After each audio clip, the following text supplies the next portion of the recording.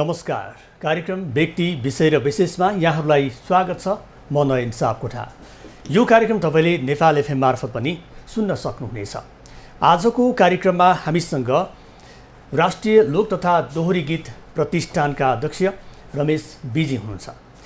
नेपाली लोक सङ्गीत यसै पनि नेपालको पहिचान दिनको लागि पर्याप्त छ र नेपाली लोक संस्कृतिमा पछिल्लो समयमा विशेष गरेर लोक दोहोरीमा त्यस्ता खालका विकृतिहरू पनि आइरहेका छन्, जसले गर्दाखेरि नेपालीहरूको जुन पहिचान छ, नेपालको जुन पहिचान छ, यो पहिचानलाई कता कता अल्मल्याउने बाटोतर्फ लगिरहेको हो कि भन्ने धेरै थरीले त्यसरी विश्लेषण पनि गरिरहेका छन्। कतिपयले चासो र चिन्ता पनि प्रकट गरिरहेका छन्। हामी कहाँ तीज अथवा कुनै पनि चाडपर्व विशेषका गीतहरू आउने गर्दछन् र त्यसमा पनि तीजका गीतहरूमा जुन पछिल्लो समयमा विकृत भित्र्याउने शब्दहरूको सिर्जना र त्यस सँगसँगै त्यो गीतमा देखाइने दृश्यको कारणले गर्दाखेरि पनि यसप्रतिको आलोचना बढिरहेको छ। र पछिल्लो समयमा पापा कि परी जुन गीत युट्युब मार्फत सार्वजनिक भयो र त्यसमा छायाङ्कन गरिएका दृश्यहरू र कतिपय शब्दको कारणले गर्दाखेरि पनि यो गीत आलोचनाको शिकार बन्न पुग्यो।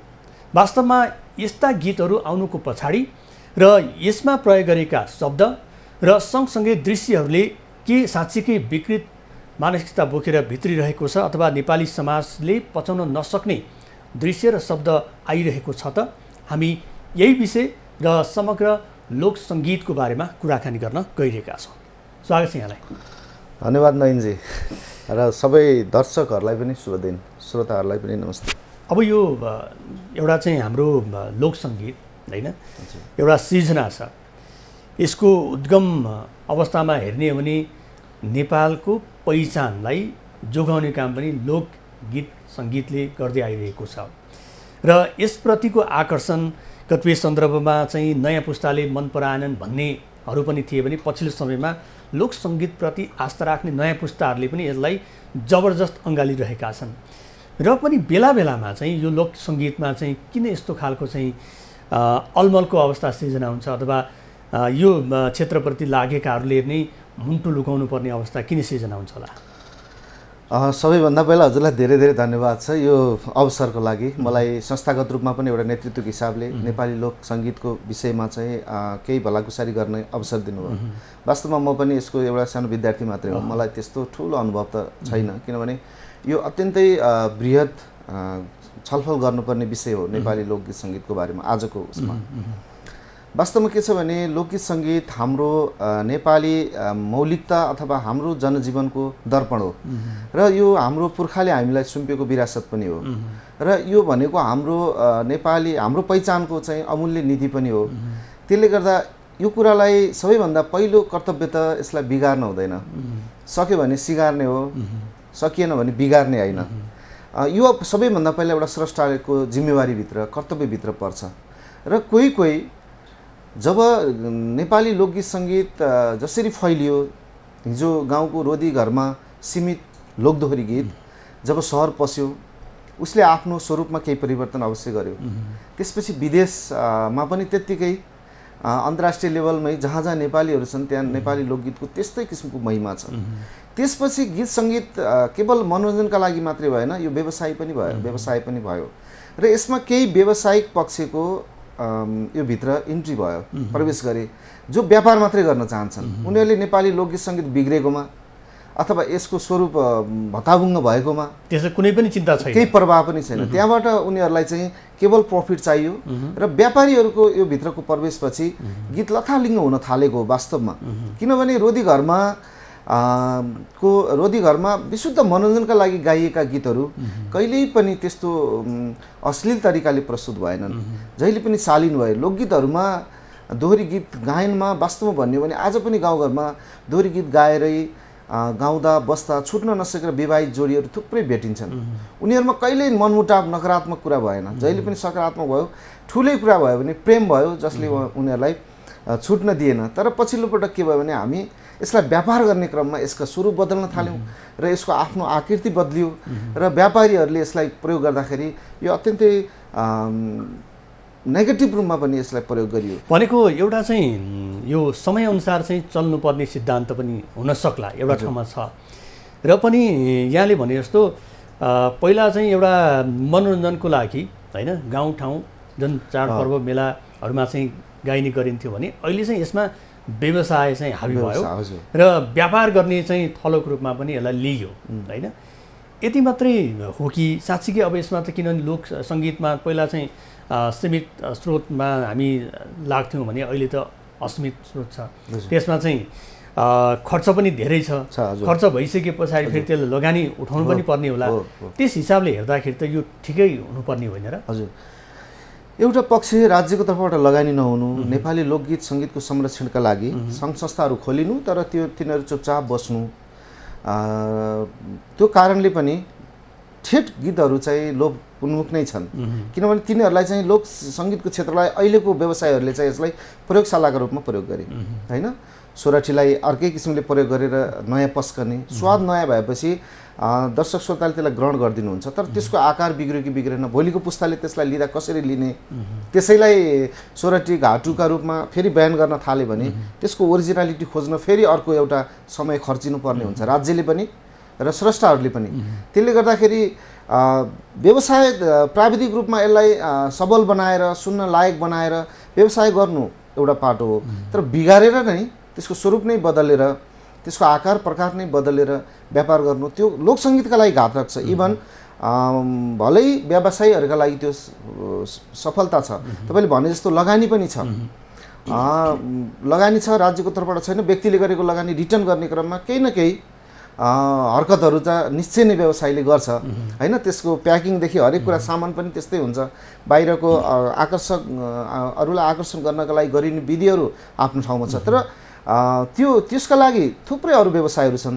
तर नेपाली मौलिकता नेपाली पहिचानलाई नै बिगारेर गीत सङ्गीत नै बिगारेर व्यवसाय गर्नु चाहिँ त्यो एउटा आफ्नो चिनारीमाथि अवश्य नै घातक काम हुन्छ। त्यसले गर्दा पैसै कमाउने त थुप्रै अरू बाटाहरू पनि छन्। भनेको व्यापार गर्नलाई अरू बाटोहरू छन् तर पनि लोकसङ्गीतमा व्यापार गर्नेहरू जसरी लागिरहेका छन् त्यसले चाहिँ नेपाली लोकसङ्गीतको जुन एउटा चाहिँ नाम थियो होइन, नेपाली लोकसङ्गीतको जुन एउटा चाहिँ पहिचान थियो त्यो चाहिँ बिस्तारै भत्किँदै गयो। त्यसले गर्दाखेरि भत्किँदै, व्यापारले गर्दा भत्किँदै गयो कि अरू कारणले भत्किँदै? जस्तो अब अहिले मैले भने छायाङ्कनको क्रममा जुन खालको चाहिँ दृश्यहरू कैद गरिन्छ त्यस सँगसँगै शब्द संयोजनको कुराहरू यहाँ पनि आफै एउटा चाहिँ सर्जक हुनुहुन्छ। धेरै गीत सङ्गीतमा चाहिँ यहाँले आफ्नो शब्दहरू चाहिँ कोर्नु भएको छ होइन। पछिल्लो समयमा जुन एउटा गीतले चाहिँ अलिकति यो बजारमा चाहिँ निकै तरङ्ग पैदा गर्यो, जुन पाफाकी परी, अघि मैले पनि भने के हुन्छ होला बिहेको राति अँध्यारो कोठामा अन्जान साथी, तर अहिले यो शब्द चाहिँ हटाइएको कुराहरूमै आइरहेको छ र हटाइए तापनि सबैको मोबाइलमा चाहिँ कैद भइसकेको छ। त्यो त बाहिर आएपछि अब डाउनलोड सिस्टम छ होइन, त्यो निस्किसकेपछि त त्यो निस्किहाल्यो। त्यो त्यसपछि त पछि गरिने एडिटहरू त त्यो आफ्नो ठाउँमा छँदैछ। जहाँसम्म यो गीतको कुरा छ, अब यो विषयमा राष्ट्रिय लोक तथा दोहोरी गीत प्रतिष्ठान नेपाललाई संस्थाको रूपमा पनि धेरै किसिमका म्यासेजहरू फोनहरू मैले पनि बेहोरेको छु र यो गीतको सर्जक नै मेरो प्रतिष्ठानको उपमहासचिव शिव हमालजी हुनुहुन्छ र फेरि दिग्गज सङ्गीतकार आशिष अग्रवालज्यू, त्यसपछि गायिका बहिनी सबै एकदमै चिरपरिचित गायक गायिकाहरू नै इन्भल्भ भएको छ र त्यहाँ एउटा म्युजिक भिडियो बनाउने क्रममा यही शब्दमा हजुरले भनेको शब्दमा चाहिँ त्यहाँ पेटिकोटको प्रयोग भएको छ अथवा त्यो कसरी नाचिएको छ भन्ने चाहिँ यसका पनि सकारात्मक नकारात्मक धेरै विवेचनाहरू बजारमा भए, सबैले आफ्नो आफ्नो किसिमले हेर्ने हो। वास्तवमा के छ भने तीज गीत मेरो त सबैभन्दा पहिलो प्रायोरिटी चाहिँ तीज गीत भनेको जहिले पनि चेली र माइतीसित सम्बन्धित गीत हो। माया प्रेमका गीत गाउनलाई त अरू सिजनहरू अरू 11 महिना छ नि त होइन, अरू जुनसुकै बेला पनि माया प्रेमका सस्ता माया प्रेमका गीतहरू गाउन मिल्छ। तीज भनेको नितान्त चेली माइती बाउ दाई भाइ आफन्त नन्द अमाजु त्यो पारिवारिक परिवेशसित को सम्बन्धित गीत हो कि। जस्तै असारे गीत गाउँदाखेरि हामीले असारको महिना होइन, हिलो बिउ गोरु हली बाउसे रोपहार यी शब्दहरूलाई हामीले छोड्नु हुँदैन। तीज गाउँदा पनि माइती चेली दर होइन भनौँ न, यी यस्ता कुराहरूलाई चाहिँ शिवजी पुज्नेदेखि हरेक कुरा यी कुराहरूलाई छोडियो भने त्यो तीज मलाई हो जस्तो लाग्दैन। भनेको तीजको छेको पारेर ल्याउने सबै गीतहरू चाहिँ तीज गीत होइन, तीज गीत होइन, त्यो विषयवस्तु नै तीज नै होइन कि। त्यही त भने नि यसलाई प्रयोगशालाका रूपमा प्रयोग भएको छन्। त्यो हुनाले पहिलो मेरो कुरा चाहिँ यो विषयवस्तु नै तीज नै हो भन्न चाहिँ गाह्रो हुन्छ। र अर्को कुरा तीजको त्यो हुन त सामान्य पँधेरामा चेलीबेटीहरूले नुहाइधुवाइ गर्दा लगाउने कस्ट्युम हो, त्यो पेटिकोटहरू लगाएर नुहाउने चलन नै हुन्छ। त्यो सामान्य रूपमा हामीले गाउँमा छँदा त ग्रहण गरेका छौँ, तर कतिपय दृश्यहरू चाहिँ हो त्यो सिचुएसनमा त्यस्तो गरिन्छ, तर त्यो देखाउनै जरुरी हुँदैन। भनेको धारा पँधेरामा के गरिन्छ भन्ने कुरा चाहिँ सबै कुरा संस्कृतिका नाममा देखाउनै पर्छ भन्ने पनि छैन। र यसका राम्रा नराम्रा दुवै पक्षहरू छन्। र त्यो विषयमा चाहिँ मैले उपमा सचिवज्यूसँग कुरा गरेँ, त्यसपछि आशिषजीसँग पनि कुरा भयो। उहाँले पनि हामीले जे सोचेर गरेका थियौँ सायद दर्शक श्रोतालाई त्यो नराम्रो लागेको भने हामी सचिन्छौँ भन्ने कुरामा त उहाँहरूले इजिली लिनुभयो। र त्यसलाई अहिले त अब हजुरले भनिसक्नुभयो गीतका दृश्यहरू पनि त्यसमा शब्द पनि काटिसकियो भनेर। अब कहिलेकाहीँ राम्रो गर्छु भन्दा अथवा मैले गरेको राम्रो हो भन्दा दर्शक श्रोतालाई त्यो अपाच्य भइदिने अथवा यस्तो नगर्दै हुन्थ्यो भनेर त्यो खबरदारी गर्नु पनि उहाँहरूको कर्तव्य हो। त्यसलाई चाहिँ पोजिटिभली लिनु। कतिपय सन्दर्भमा चाहिँ प्रतिष्ठानले चाहिँ गीत आउनुभन्दा अगाडि यहाँले चाहिँ यो सेन्सर गर्ने भन्ने कुराहरू पनि हामीले सुनेका थियौँ होइन। त्यो कतिको पालना भइरहेछ अथवा कतिको लागू भइरहेछ, त्यो आउँछ कि आउँदैन, यतिकै तपाईँहरूलाई चाहिँ नदेखाइकन गरिन्छ? सबभन्दा विडम्बना यही छ कि हामीले मलाई पनि दुःख लागेको र मैले गर्न चाहेर पनि एकदम अप्ठ्यारो परिस्थिति सिर्जना भएको के छ भने हाम्रो खुल्ला बजार नीति छ अनि बग्रेल ती स्टुडियोहरू छन् अनि अहिले पोर्टल्सहरू जेबाट पनि गीतहरू फाल्न मिल्छ। अनि तपाईँले आफ्नो लगानी गर्नुहुन्छ अनि मेरो लगानी राज्यले पनि छेकेको छैन, मैले जे गर्दा पनि हुन्छ। एउटा प्रतिष्ठानले तपाईँहरूलाई मैले किन सेन्सरमा लानुपर्ने? यो त मेरो रुचिको कुरा हो होइन, मेरो लगानी हो। अनि मेरो आफ्नो युट्युब च्यानल छ, ऊ त राति 12 बजे निकालिदिन पनि सक्छ होइन। अब सबै सुतेको बेलामा पनि गीत आउन सक्छ, कुनै पनि बेला आउन सक्छ। अब हामीले भनेका छौँ गीत दर्ता गर्नुहोस् अनि हामीबाट गीत भोलि हजुरहरू नहुँदा पनि हजुरको पुस्ताले तपाईँको गीत खोज्यो भने कमसेकम हामी संस्थाको सुरक्षित हुनसक्छ भन्ने कुरामा पनि उहाँहरूलाई जब कहिलेकाहीँ गीत जुत्छ अथवा गीत कतै चोरी हुन्छ त्यसपछि हारगुहार गर्न त आउनुहुन्छ, तर त्यो गीतहरू दर्ता गर्ने अथवा संस्थागत हुने र एकचोटि बजारमा जानुभन्दा अगाडि यो गीत हेरौँ न, बजारमा जाँदाखेरि पछि आलोचनाहरू खेप्नुभन्दा एकचोटि सेन्सर जस्तै एकचोटि एउटा बढी बसेर हेरौँ अनि बजार पठाउन भन्ने कुरामा चाहिँ लागेको देखिन्न। अनि कुनै कुरामा रोक्न खोजियो यो नगरौँ हो भने मेरो प्रगतिमाथिको यो संस्थागत इच्छा हो डा हो भन्ने पनि छ।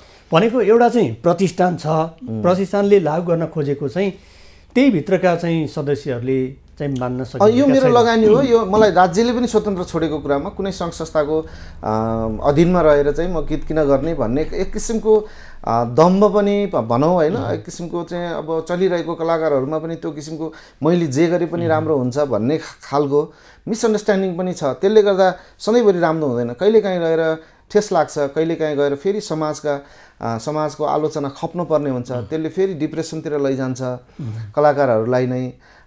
फेरि अर्को एउटा कुरा के छ भने राम्रो गरिरहेको छु तर खै चर्चा हुँदैन, गीत चलिरहेको छैन, मैले जति राम्रो गीत गर्दा पनि कतैबाट स्याबबासी पनि हुँदैन, बरु मनपरी गर्छु र जे सुकै होस् गुमनाम हुनुभन्दा होइन बदनाम हुन्छु बरु चिनिन्छु होइन। कसैले नकारात्मक रूपमा चिने पनि कमसेकम चिन्ने त हुन्छु, गर्दा गर्दै पनि भएन, मैले राम्रो काम गर्दा पनि स्याबबासी कतैबाट छैन भने म राम्रो काम किन गर्ने भन्ने त्यो एक किसिमको मूर्खाइ पनि हो फेरि। किनभने असल कामहरू भोलि इतिहासले पनि खोज्छ र राम्रा कामहरूको मूल्याङ्कन भर्खरै नहुन सक्छ, कालान्तरमा खोजीमा तिनै हुन्छ। किनभने आज पनि हामी लोकगीतहरू सुन्नु पऱ्यो भने झलकमानहरूलाई नै सम्झनुपर्छ, धर्मराजहरूलाई नै सम्झनुपर्छ।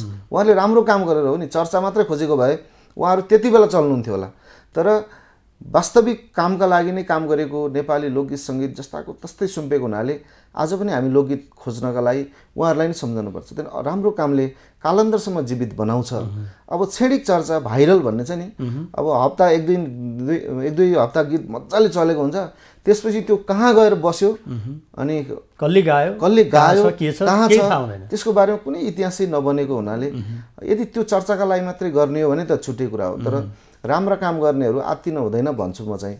अब यो प्रतिष्ठानको जुन भूमिका छ नि खासमा अब एउटा प्रतिष्ठानले आफ्नो एउटा चाहिँ अधिवेशन गर्ने, त्यसपछि एउटा नेतृत्व आउने, अनि त्यस पछाडि प्रतिष्ठानले भने गरेका कुराहरू पनि लागू नहुने भने त प्रतिष्ठानको औचित्य के भन्ने कुरा पनि आयो होला होइन? खास यसले गर्न चाहिँ के गरिरहेको होइन, बाहिरबाट हेर्दाखेरि त प्रतिष्ठान नै यो राज्य हो जस्तो तरिकाले हेरिन्छ। किनभने कलाकारहरूको हकितका लागि वास्तवमा हामीले चाहिँ हामी लोकगीत गाउनेहरूको हिजोको दिनमा भन्यो भने वास्तवमा लोकगीत गाउनेहरूलाई सामान्य कलाकारका रूपमा हेरिन्थ्यो। उहाँ अब अशिक्षितहरूको झुन्डका रूपमा अथवा अशिक्षितहरूको भिडको रूपमा यिनीहरू पाखे गीत गाउनेहरू हुन्, यिनीहरूलाई गीत सङ्गीतको बारेमा ज्ञान पनि हुँदैन। ती नजरहरू आजका दिनहरूमा पनि हामीले कहीँ कतै त्यस्ता समारोहहरूमा भेट्छौँ भने हिजोको दिनमा कति कष्टकर जीवन थियो लोक कलाकारहरूको, र जीवनको उत्तरार्धतिर त अत्यन्तै पीडादायक मृत्युवरण गर्नु परेका हाम्रा अग्रजहरूका थुप्रै अभिलेखहरू हामीसँग छन्। त्यसले गर्दा हामी एक नभएर हो कि हामी सबै एकै ठाउँमा बसेर हाम्रो बारेमा हामीले नै सोच्ने हो कि भन्ने धारणाले नै हामीले राष्ट्रिय लोक तथा दोहोरी गीत प्रतिष्ठान नेपालको स्थापना गरेका हौँ, र त्यसले आज 20,000-30,000 कलाकारलाई एकत्रित गरेको छ, यसका सदस्यहरू बनाएका छौँ। दुःख सुखमा होइन, गएको कोरोनाको कहरमै हामीले राजधानीमा देशका ठुला ठुला सहरहरूमा दोहोरी साँझमा आबद्ध कति कलाकारहरू कस्तो पीडामा हामीले चाहिँ काम गऱ्यौँ। त्यो हाम्रै लागि, हाम्रै कलाकारहरूको लागि हामीले गर्ने काम हो। तर विशुद्ध एउटा प्रशासनिक निकायमा दर्ता मात्रै भएको संस्था हो। राज्यका तर्फबाट न बजेट विनियोजन छ, न कुनै प्रोग्राम दिएको छ। हामीले बजेट लिएर काम नगरेको भए होइन, नगर्ने बजेटहरू पचाउने मात्रै काम भएको, हामीले हार गुहार गर्दा पनि हामीलाई राज्यको तर्फबाट त्यस्तो केही पनि हेरिएको छैन।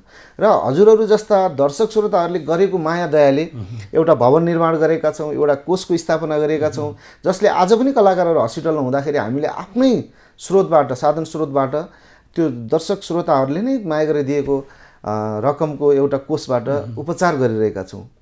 भलै राज्यका तर्फबाट पाउनुपर्ने राष्ट्रिय कलाकारको मान्यता पाएको एउटा सर्जक स्रष्टाले पनि त्यो पाइरहेको छैन। हुन त अब कलाकार भनेको राष्ट्रको गहना भनेर जति पनि फलकिन्छ होइन, त्यो कुरा चाहिँ गहना हो कि के हो? त्यसले गर्दाखेरि हाम्रो प्रतिष्ठानको, म हजुरलाई ट्याक्कै कुरा के हुन्छ, प्रतिष्ठानको धारणा के हुन्छ भने कृपया यस्तो नगरिदिनुहोस्, नेपाली लोकगीत सङ्गीतलाई नबिगारिदिनुहोस्, यसको व्यापारका नाममा तपाईँले यसलाई अश्लील नबनाउनुहोस्, मर्यादित तरिकाले गीत सङ्गीत पस्कनुहोस्। किनभने भोलि विदेशीले पनि खोज्यो भने हामीले दिने हाम्रो संस्कार, हाम्रो संस्कृति लोकगीत सङ्गीत नै हो, हाम्रो चिनारी पनि। त्यसले गर्दा यसलाई नबिगारिदिनुहोस् भनेर नैतिक रूपमा दबाब दिने हो कि अनुरोध गर्ने हो कि होइन, उहाँहरूलाई चाहिँ हामीले सुझाउने हो कि हरेक कुरा गर्ने हो हामीलाई। तर त्यो बाहेक फेरि कसैले गल्ती गरिहाल्यो भने उसलाई समातेर दण्ड जरिवाना गर्ने हामीसँग त्यो अधिकार अख्तियारी छैन। अब अर्को कुरा चाहिँ एउटा चाहिँ यो यहीसँग आबद्ध भएका सदस्यहरूको बारेमा यहाँहरूले एउटा चाहिँ यो क्षेत्रलाई चाहिँ अलिकति राम्रो बनाऊ, जुन हाम्रो पहिचान छ त्यसलाई जोगाउने काममा चाहिँ सबैले हातेमालो गरौँ भनिरहनु भएको छ। र अर्कोतर्फ हेर्ने भने जुन हामी लाइभ दोहोरी भन्छौँ नि, हजुर, जुन विभिन्न शीर्षकमा हामीले चाहिँ यो सामाजिक सञ्जाल युट्युबमा देख्छौँ, त्यसमा त फेरि पक्रेल्ती जुन अघि पापा कि परी भन्दा पनि त्यसमा चाहिँ शब्दहरूको छेडखानी हुन्छ, त्यसमा चाहिँ एउटा सँगै बसेर चाहिँ हेर्न नसकिने शब्दहरू, त्यसमा चाहिँ मनमा आएको कुरा चाहिँ जे पनि भनिदिने होइन, यस्तो खालको परिस्थितिले गर्दाखेरि त आखिरमा आउने भनेको त यही लोक सङ्गीत क्षेत्रमै हो। यसले गर्दाखेरि त यो क्षेत्र त बदनामको शिकार भइरहेछ त फेरि। यसका 2-3वटा कुराहरू छन्। एउटा अब अगाडि हामीले भन्यौँ, जसले जहाँ जस्तो रेकर्ड गरेर बजारमा पठाउँदा पनि यो समाजमा हुन्छ नि सामाजिक सद्भावमा खलल पुर्याउने किसिमका त्यस्ता व्यवहारहरू गरेपछि त राज्य पनि त चनाखो हुनुपर्छ। कसैले, एउटा जिम्मेवार व्यक्तिले कलाकारिताका नाममा समाजमा सपरिवार बसेर हेर्नै नहुने गीतहरू पस्किरहेछ, स्वभावहरू त्यस्तो देखाइरहेछ भने त्यो समाजका लागि त अपाच्य कुरा हो नि। त्यो भित्र त एउटा राज्यभित्र बसेको एउटा सचेत नागरिकले त्यो कर्तव्य त आफूले पनि महसुस गर्ने कुरा हो होइन।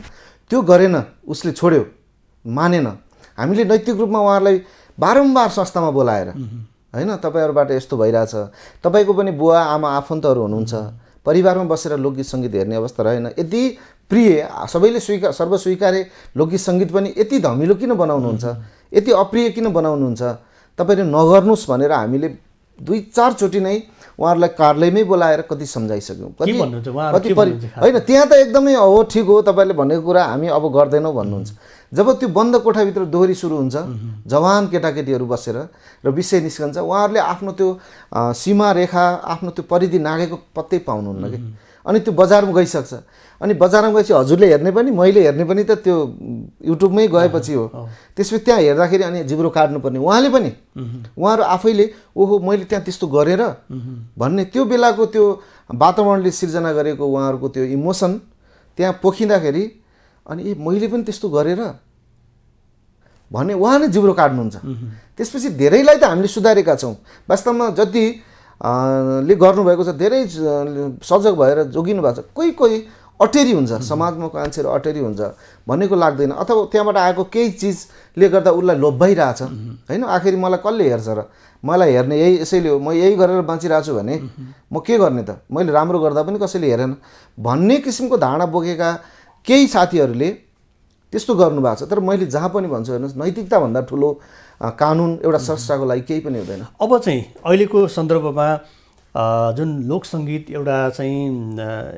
एउटा बेलामा चाहिँ सीमित थियो भने अहिले अलिकति फराकिलो भइरहेको छ यहाँले अघि भन्नुभयो लोकगीतलाई हेर्ने दृष्टिकोण है लोकदोहोरीलाई हेर्ने दृष्टिकोणमा पनि परिवर्तन आएको कुरा यहाँले गर्नुभयो र कतिपय सन्दर्भमा यही क्षेत्रबाट नाम पनि कमाएका दाम पनि कमाएका आफ्नो सृजनाबाट चाहिँ परिष्कृत भएर यो समाज मात्रै होइन अर्को समाजले पनि मन पराएका कलाकारहरू पनि हामी यही क्षेत्रमा पाउँछौँ होइन यो यति हुँदाहुँदै पनि सबै चाहिँ त्यही क्षेत्रमा चाहिँ अट्न नसकेको लोकगीत सङ्गीतको जुन एउटा लगानी छ यो चाहिँ कतिपय सन्दर्भमा यहाँले अघि अफेरमा भन्नुभएको बालुवामा पानी भएको जस्तो यो लगानीले त हामीले अरू ठुलै काम पनि गर्न सक्थ्यौँ भन्ने खालको एउटा गुनासो यहाँले व्यक्त गर्नुभएको छ होइन खास यस्तो चाहिँ किन भइरहेछ त उसलाई गीत सङ्गीत भनेको एउटा एडिक्सन जस्तै रहेछ यसमा लागिसकेपछि अझै लोकदोहोरी गीत सङ्गीतमा लागिसकेपछि सायद अरू सङ्गीतमा पनि लागेपछि छोड्न मन नलाग्ने दुई चारजनाले मन पराइदिएको दुई चारजनाले चिनेको एउटा सेलिब्रिटी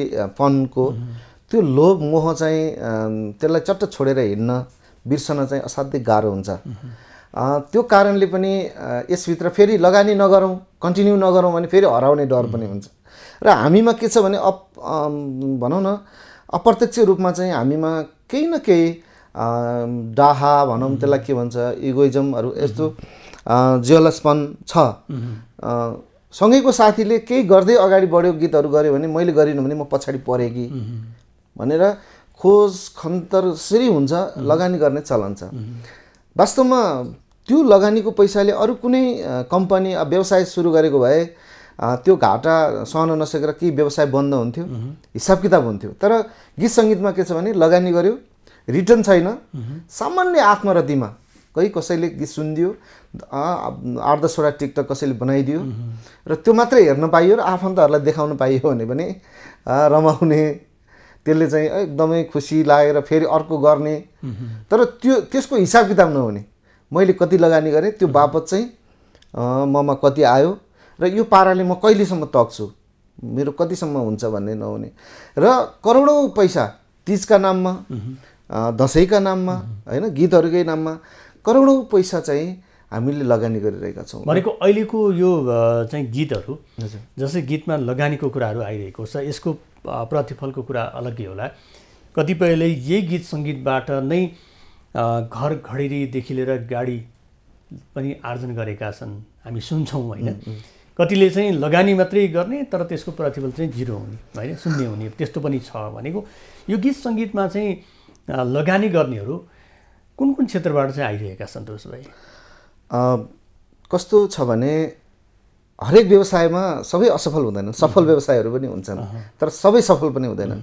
अब सबै फुलेका फल्दैनन् भनौँ न सबैभन्दा पहिला एउटा स्रष्टा कलाकारका रूपमा यहाँ आउने व्यक्तिले बुझ्नुपर्ने यो क्षेत्रमा मेरो भविष्य छ कि छैन मैले जहाँ मेरो भविष्य नै छैन त्यहाँ भविष्य खोजिरहेको त छैन त्यो अलमलमा मैले समय बर्बाद गरिरहेको त छैन मसँग कि गायकीको एउटा अब्बल क्षमता छ कि छैन वाद्यवादनको कुनै अब्बल क्षमता छ कि छैन लेखनको कुनै अब्बल क्षमता छ कि छैन यदि मेरो यो क्षमता पनि परिष्कृत हुँदै जाँदैन भने मैले यहाँ भविष्य खोज्नु बेकार छ र मेरो लगानी पनि बालुवामा पानी नै हो त्यसले गर्दा मैले यसलाई केवल मनोरञ्जनका लागि रोजेर अरू कुनै व्यवसाय गरेर मैले गीत सङ्गीत पनि गरौँ तर म अडिने तर मैले गर्नुपर्ने मेरो भविष्य चाहिँ अरू क्षेत्रमा छ है भन्ने जबसम्म चिनारी हुँदैन यहाँ अधिकांश कलाकारहरूको नाममा हामी आउनेहरू चाहिँ बत्तीका पुतली हुन्छौँ भइरहेका पनि छौँ र अन्तिममा केही पनि गर्न नसकेपछि एक यो फ्रस्ट्रेसन हुने, डिप्रेसन हुने यो पनि धेरै छ हामीभित्र। हामीले त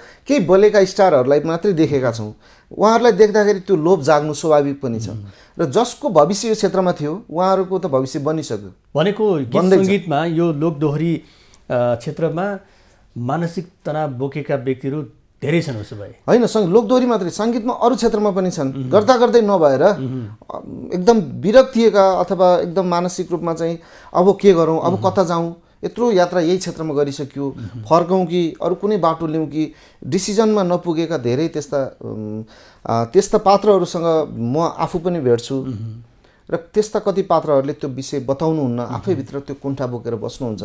वास्तवमा जुन क्षेत्रमा आफ्नो भविष्य छैन त्यही लडीबुडी खेल्नु अथवा त्यही मरिहत्ते गर्नु भने एउटा समय, एउटा जीवनको एउटा कालखण्ड बर्बाद हुनु हो कि। अब रमेश विजीलाई चाहिँ हामीले कुन रूपमा पाउँछौँ त? गीत सङ्गीतमा यहाँको उठबस्थ निकै लामो समयदेखि रहिआएको छ होइन, यही क्षेत्र मात्रै तपाईँ सीमित हुनु नहोला, अरू के गर्नुहुन्छ? वास्तवमा भन्ने हो भने मलाई पनि एउटा यस्तै खालको गीत सङ्गीतको लतले यो छोड्न नसकेर, यो क्षेत्र छोड्न नसकेर, पहिला त म अध्यापन पेसामै संलग्न थिएँ, त्यो पनि छोडेर यसैमा लागेँ। गीत लेखन, साहित्य लेखनमा एकदमै धेरै रुचि थियो।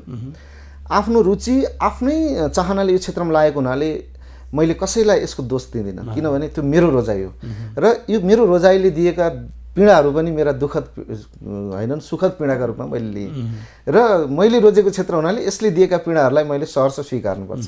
त्यसले गर्दा म बेखुसी अथवा नाराज छैन, दुःख छैन मलाई यो विषयमा। म दुःखी किन हुँदिनँ भने म यो क्षेत्रमा लाग्दाखेरि म केही लिएर आएको पनि होइन र यस क्षेत्रमा केही धेरै थोरै इज्जत, केही साथीभाइ कमाएको छु, त्यो पनि मेरो पोभर्टी हो र त्यो बाहेक म यसैमा डिपेन्ड पनि छैन। फेरि हजुरले भने जस्तै अरू केही व्यवसायहरूमा पनि संलग्न छु, यसैमा डिपेन्ड छैन र जे जति फेरि मेरो कर्मले मैले उपलब्ध गरेको छु यही क्षेत्रबाट छ, फेरि यही क्षेत्रले नै मलाई दिएको एउटा नाम छ। आज म तपाईँको अगाडि यहाँ बस्नु पनि यो पनि मेरो उपलब्धि हो। म अरू कुनै फिल्डबाट भएको भए सायद यो विषयवस्तु नै फरक भएर आउँथेँ होला, नआउनु पनि सक्थेँ। तर यो उपलब्धिलाई पनि कि क्यास मात्रै अथवा अर्थ उपार्जन, पैसा मात्रै सम्पत्ति पनि होइन।